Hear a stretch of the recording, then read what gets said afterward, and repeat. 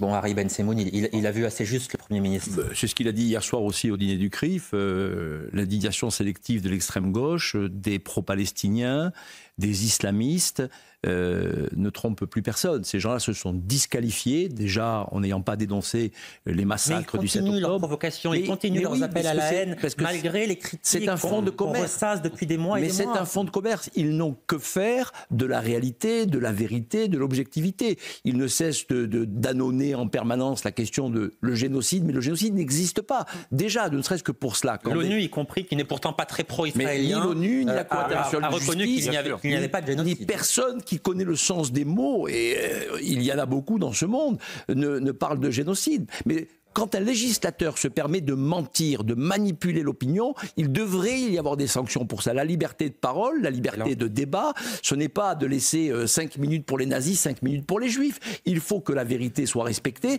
Et quand il y a un débat, ayons un débat sérieux, constructif, et avec des gens qui ne manipulent pas l'opinion, qui ne disent pas de mensonges, qui ne profèrent pas de contre-vérités, qui sont objectives. C'est grave, parce que parler de génocide, c'est inciter à la haine des juifs et d'Israël.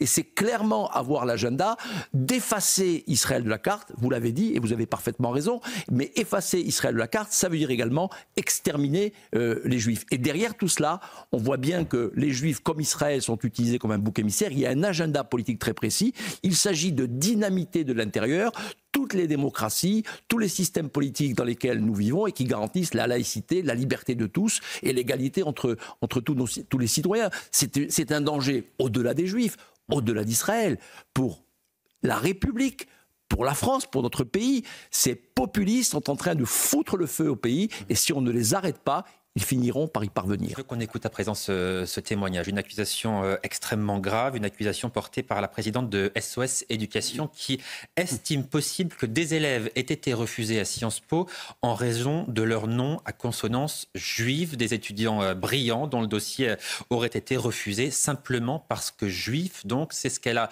expliqué, c'est ce qu'elle pense en tout cas. Elle l'a expliqué à Sonia Mabrouk aujourd'hui dans Midi News. Écoutez. Il faut savoir que les élèves de terminale recevaient leurs réponses s'ils étaient admis ou pas à Sciences Po. Et moi, j'aimerais bien, vous voyez, j'invite Gabriel Attal à se pencher sur ce sujet-là, et je pense qu'il serait utile de faire une enquête indépendante pour savoir à quel motif et sur quels critères objectifs les terminales de cette année ont été admis à Sciences Po. Vraiment, j'invite Gabriel Attal à le faire. Parce qu'il s'avère que nous, à SOS Éducation, on a reçu des dossiers qui posent quand même question, voyez, soit sur des noms d'enfants qui sont manifestement de confession juive, si vous voulez, qui avaient des notes excellentes. Quand je dis excellentes, c'est-à-dire que c'était des premiers de classe. Attendez, c'est d'une gravité... Je demande une enquête. Harry Ben Semoun, moi, ça semble improbable. Ça me semble impossible. Rien n'est plus improbable, rien n'est impossible. Au nom du nivellement par le bas, on a abandonner le concours d'entrée à Sciences Po et on fait finalement à la tête du client en fonction des obédiences politiques de ceux qui sont amenés à choisir et la plupart du temps des gens d'extrême gauche.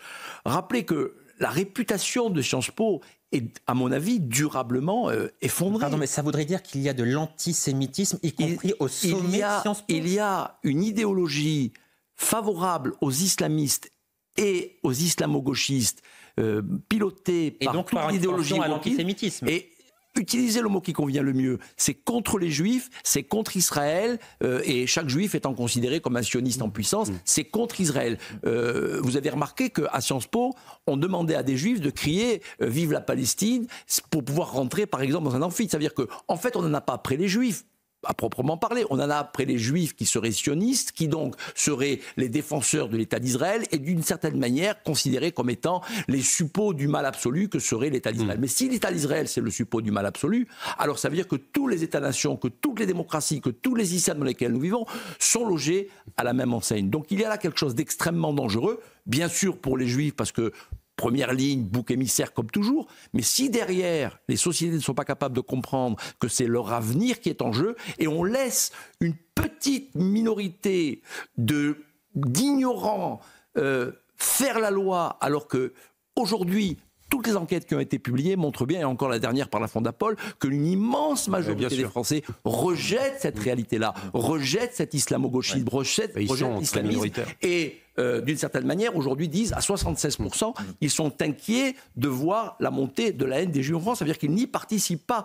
On va parler de 365 actes antisémites au premier trimestre de cette année. Cela représente une augmentation de 300% sur un an. Qui est responsable de la montée de cet antisémitisme en France? Il y a les discours politiques, et notamment ceux de la France insoumise, qui ont sans doute un impact important sur le climat actuel. Et il y a aussi l'immigration massive. C'est en tout cas l'avis de David Lisnard, qui est le président de l'Association des maires de France. On l'écoute. Une des sources aussi de l'antisémitisme aujourd'hui qui prospère, c'est malheureusement une immigration musulmane non contrôlée qui fait des écosystèmes et qui fait qu'il y a une espèce de doxa qui met la pression sur la majorité de nos compatriotes musulmans qui ne sont pas antisémites, etc. Mais il y a un conformisme de l'antisémitisme qui est en train de se développer dans des universités, dans des écoles. Harry Ben-Semoun, vous êtes d'accord avec ce constat? Je partage à 100% les propos de David Lisnard, et c'est d'ailleurs la raison pour laquelle j'ai un grand débat avec mes amis des institutions juives pour dire qu'il faut arrêter de parler d'actes antisémites. L'antisémitisme, c'est une forme particulière de la haine des Juifs qui a prospéré malheureusement au 19e et au début du 20e siècle.